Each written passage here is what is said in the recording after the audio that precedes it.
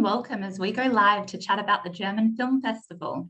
Today we are joined by Bettina Kinski, the National Festival's Operations Manager and German Film Festival Curator, as well as Polaron's Director Eva Hussein. Don't forget to subscribe to our Facebook page where we upload videos weekly. Over to you, Eva. But tell us how did you get involved in the German Film Festival? What's it about and how does it all work? So the German Film Festival exists already since quite a while. It actually started, if I remember right, in 2002, and it was run by the Goethe Institute for 15 years, together in collaboration with German Films. German Films is basically an institution based in Munich in Germany that promotes the German film worldwide. And after 2015, the Goethe Institute decided to discontinue the festival. So there was no German Film Festival in 2016. And then in 2017, Palace Cinemas decided to take on the festival. And this is when I came on board. And this is when I started to work for the German Film Festival. And yeah, this is how it all began. And Palace is now running the festival again, also together with German Films. And the Goethe Institute is a collaborator, or one of our partners as well. Now only presenting a sidebar, but a very special one, Kino for Kids, which is for younger audience, for students, and for families.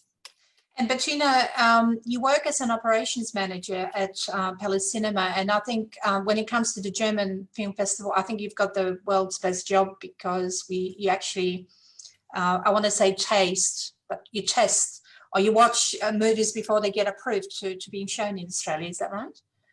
I curate the festival, that's correct. So after each festival, it's before the festival, I start selecting films like a long time, basically, I have already like a few picks for next year's festival, even though the German Film Festival is still on. That's a very sweet part of my job, that I get to watch a lot of films. It's also sometimes a bit tough to go for one film, but not for the other. Obviously, tastes are different. I personally love art house cinema, but sometimes you also have to consider what other people might wanna watch. So I think part of what you do is probably promoting, German film and the art of filmmaking amongst the mainstream. But you of course have Germans coming to watch it, as in the German diaspora in Australia. Is that a big part of what you look at when you select films? So, so that it's catered to, to the German community, or is that not something you look at necessarily? Well, there are big German communities here in Australia, especially in Adelaide and also in Brisbane. I'm not sure if I'm in particular looking at these communities. Of course, what I have to think about, some jokes, for example, and comedies don't translate always with Australians or people that are not German, or not necessarily know about certain German history, or so sometimes you have to be a bit careful, or sometimes I also check in with my colleagues like, hey, do you understand this joke? Does it translate? Or so it's a bit tricky, and we're like, but most times, sometimes we like to dare something, sometimes we like to try something, but No, it's very interesting because it does expand your horizons. I think, apart from the fact that you might watch some films like, I don't know, on SBS, or you can watch German films on Netflix. I think the cinema experience is still something that people want and pursue.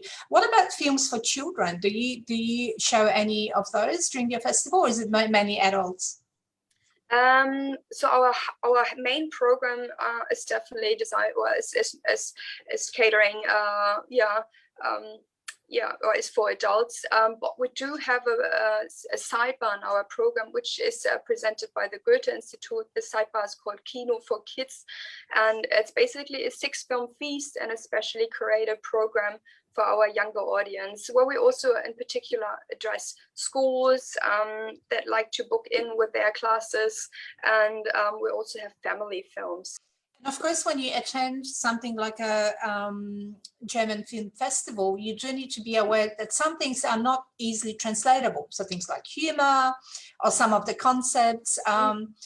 So when you select films, I think you said earlier to me that sometimes you just have to be a bit conscious of who's going to be watching it, who is your audience, is what you're going to show really going to resonate with the audience. Yeah, how do you do that?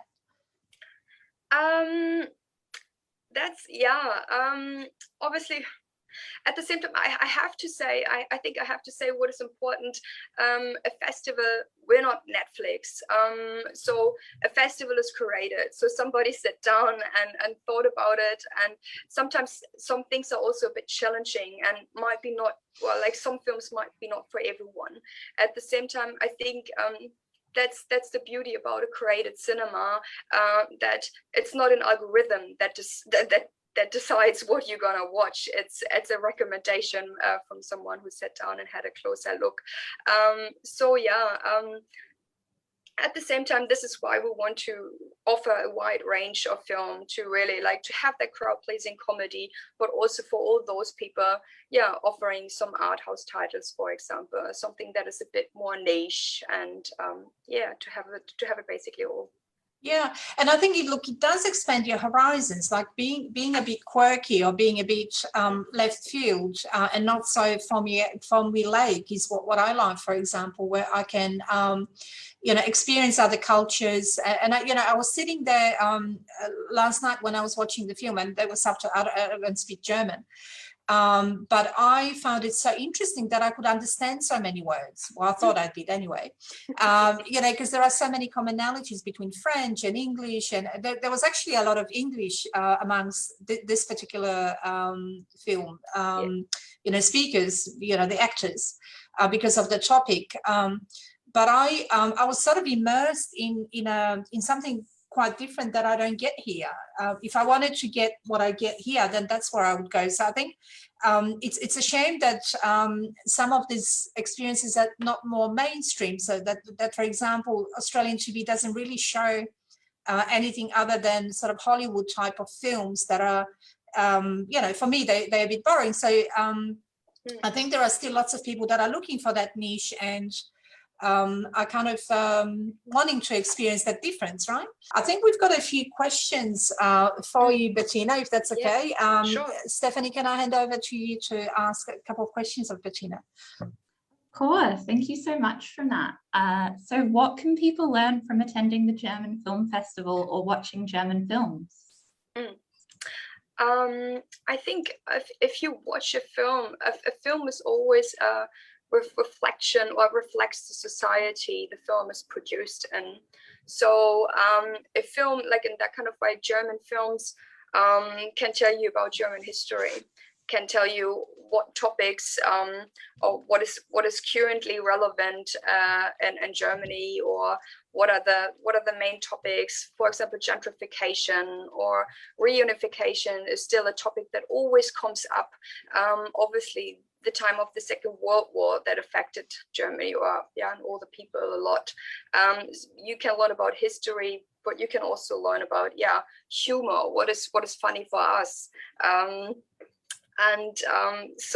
think that's the most interesting part of films. And obviously also, well, during uni, I studied film, and but more from a film theoretical point, film history point. I always loved analyzing film, looking closely at how scenes were shot, or what perspectives were used, what music is used, what colors are used, why is he wearing this kind of costume with that kind of color. I always think that films, if they're well done or good, like if there's a certain production value behind it, they're basically a little bit like poems to read. Like there's a lot, if you look closely, you find a lot, or you find out a lot about them. And sometimes they have a completely different message than they appear to have, like from a superficial view. Yeah, because it's not just entertainment. I think there's so much love and so much work put into a film that, you know, you want it to be successful. Thanks so much. So the film festival ends in Melbourne on the 4th of July.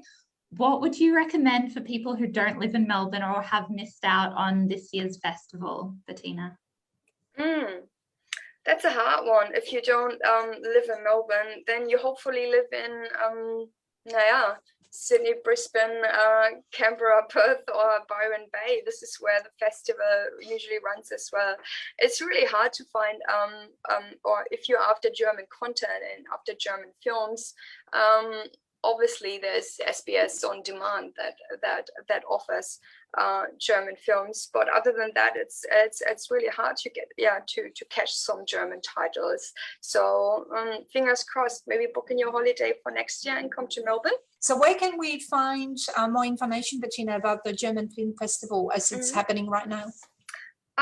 People can just jump online and have a look under germanfilmfestival.com.au. There we have the session times there, all the film information, trailer, or people can also have a look at our socials. We're on. People can find us on the Facebook or Instagram, German Film Festival, and yeah. So Bettina, thank you so much for your time today. Thank you so much, Eva. Thank you for having me.